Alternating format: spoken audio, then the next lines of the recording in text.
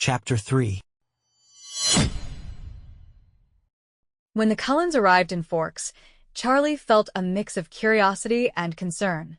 He wanted to approach them without judgment but saw 5 teenagers who had been adopted and instinctively thought of potential issues.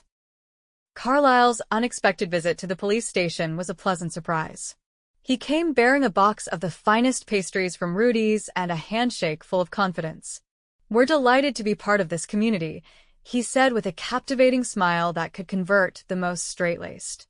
"My wife and I sought a place of safety." The pastries won Charlie over quickly, along with Carlisle's charm. "Forks is fortunate to have you," Charlie responded, sealing their interaction. The next day, Esme Cullen introduced herself and the youngest member of their family. Following that, Alice Cullen and Jasper Hale extended an invitation to dinner. "Please bring your friend, Alice," vibrant and spirited, despite her petite stature compared to Bella's, said. "We're thrilled to be here but need some guidance on the best shops." "I'll check with Harry," Charlie replied, mindful of Harry's dislike for changes. "He'll agree. See you both at 6. Contrarily, Charlie wished Harry had refused, but neither of them was prone to saying no. Harry waited in the vehicle, as usual, for Charlie to secure his seatbelt, gazing at the persistent fall rain. Charlie felt uneasy navigating the route to the Cullens' home, even in his cruiser. The ominous scraping of branches against the car suggested foreboding. "We're perfectly safe," Harry assured as they neared the residence. "Their eyes aren't red, which matters." "Yes," Charlie echoed, refraining from further questions. With Harry beside him, he felt the warmth of companionship as they walked the gravel path hand in hand. "I'm thrilled you're here," Alice exclaimed, opening the door with enthusiasm before they had a chance to knock. Surrounded by Harry's presence, Charlie felt supported. "Welcome."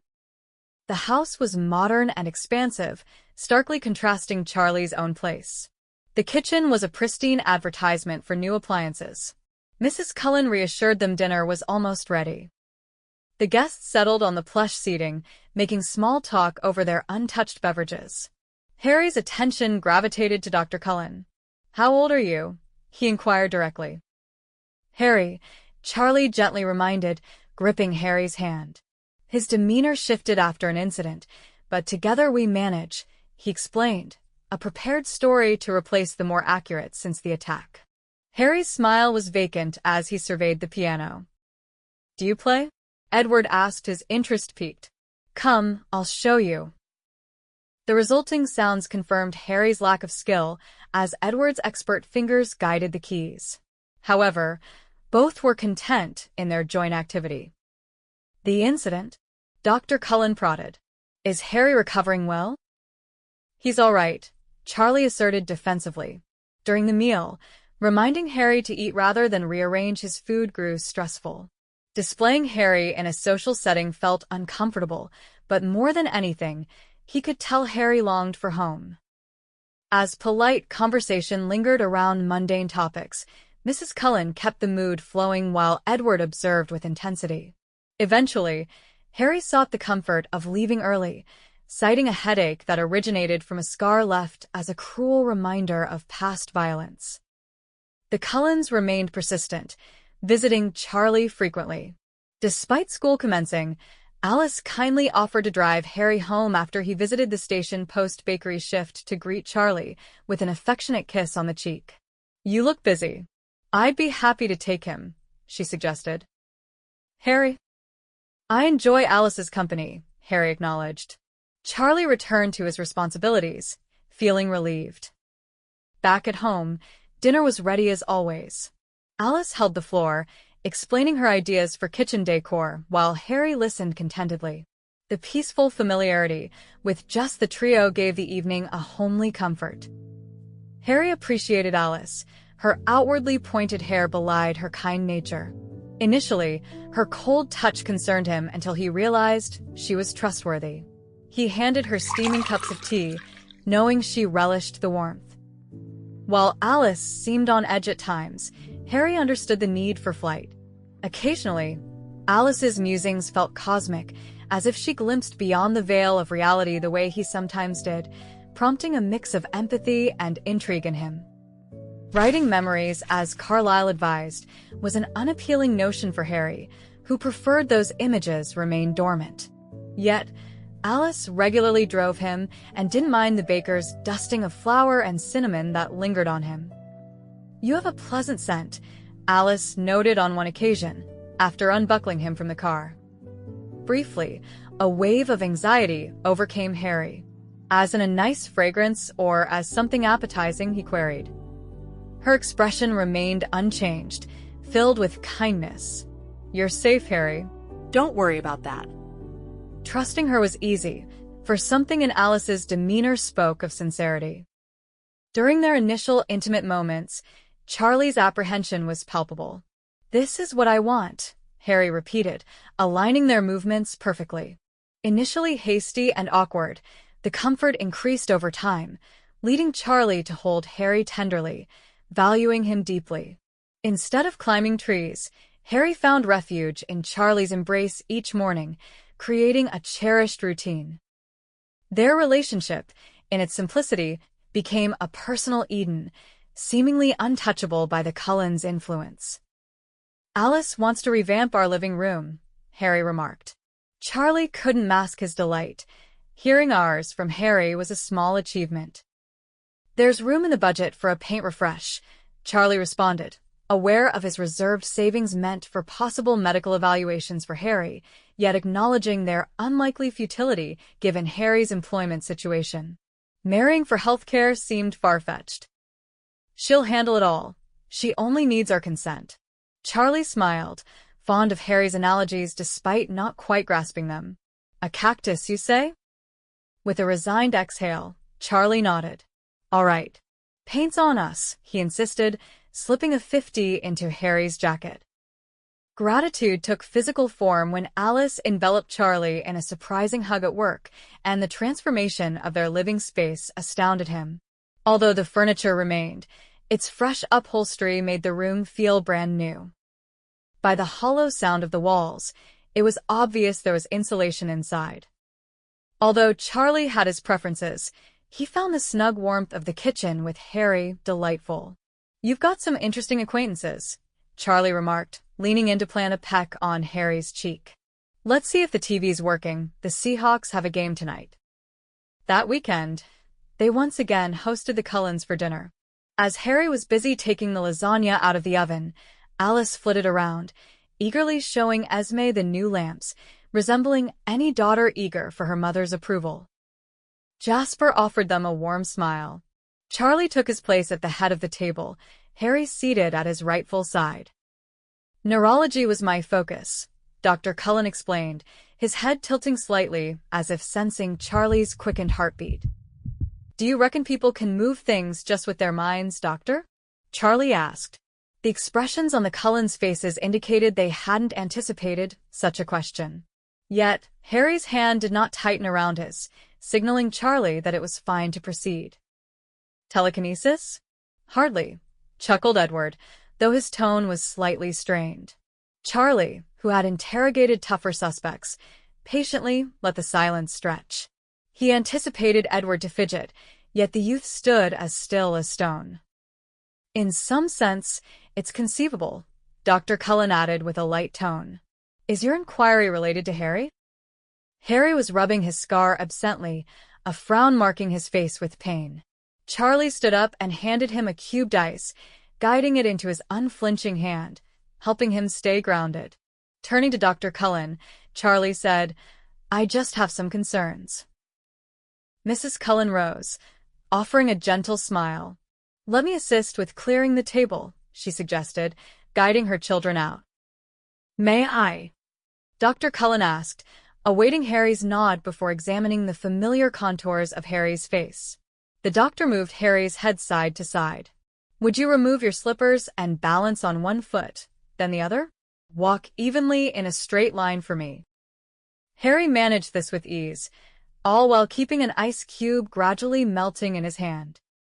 Physically, everything appears fine, although there might be some, let's say, rewiring post-accident.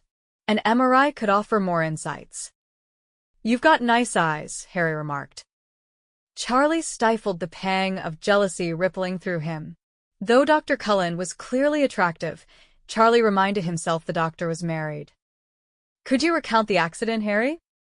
He can't recall much from before then.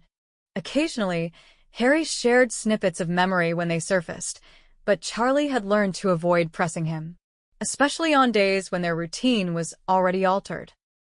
There was someone bad, Harry whispered.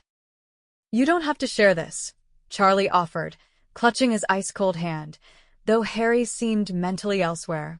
The lamps remained steady, furniture unmoved, and Charlie held his breath, listening intently. He was called Tom, though not outwardly, visited me in childhood, and left a piece of himself within. Charlie exchanged a glance with Dr. Cullen, feeling the overwhelming urge to know, but also as if he'd been dealt a harsh blow. Helplessness and sorrow weighed on him, making him struggle to breathe. When I ended him, perhaps fragments lingered, or perhaps I'm incomplete without him infiltrating my thoughts. Harry's fingers dug into his scar, turning his skin pale. Charlie grasped his hands, pressing his lips to them, ignoring the tears warming his cheeks. Rest assured, you are not broken, Dr. Cullen said, stepping in with the comforting words Charlie lacked. Memory suppression might be self-preservation. The mind can be intricate and enigmatic. Shouldn't we leave it be then? Charlie insisted. He dreaded Harry reliving traumatic experiences. Their life was good as it was. Happiness wasn't absent. Alice mentioned you've had shutdown episodes, Harry, Dr. Cullen said, gently holding Harry's attention. Have they been improving? More or less frequent? Are there memory returns post-episode? Harry simply shrugged. Charlie's heart cracked, fearing the episodes happened in embarrassing places, like work or in the car. Edward's probing seems to escalate them, Harry noted. From the kitchen, a shatter rang out. Charlie remembered the presence of the other Cullens. They'd been so silent, it was easy to forget. Something made him want to confront Edward, though he wasn't clear on why. That's a start, Harry. Now, are there other triggers? Memories or situations that cause flashbacks? Big black dogs, enclosed spaces, and silly questions, Charlie interjected. Harry gave him a sorrowful smile. I'm heading to bed, he announced. Good night. The kitchen responded with a chorus of goodbyes, leaving Dr. Cullen and Charlie alone at the table. Oh man, Charlie sighed. They had shared so much together. Harry was typically so composed, yet the guilt felt suffocating that night. As the Cullens departed, Jasper gripped Charlie's hand with reassurance. You're a good man, Charlie Swan. Harry's fortunate to have you beside him. Those words lifted some of the weight from Charlie's heart. That night, Charlie took solace on the couch, Carlos's parting words echoing in his mind. As long as telekinesis isn't causing harm, there's no reason to fret. It's a natural response for Harry when emotions run high. You've done well to keep it discreet. I love you, Harry murmured, snuggling up to Charlie warmly. Wah. What's the time? He fumbled for the new clock, remembering Alice had replaced the old one. What did you say?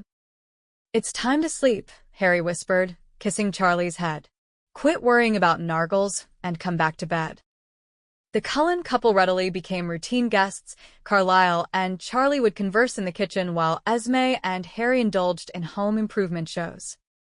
Charlie second-guessed his actions, but the doctor skillfully crafted carbonara better than Charlie could dream of.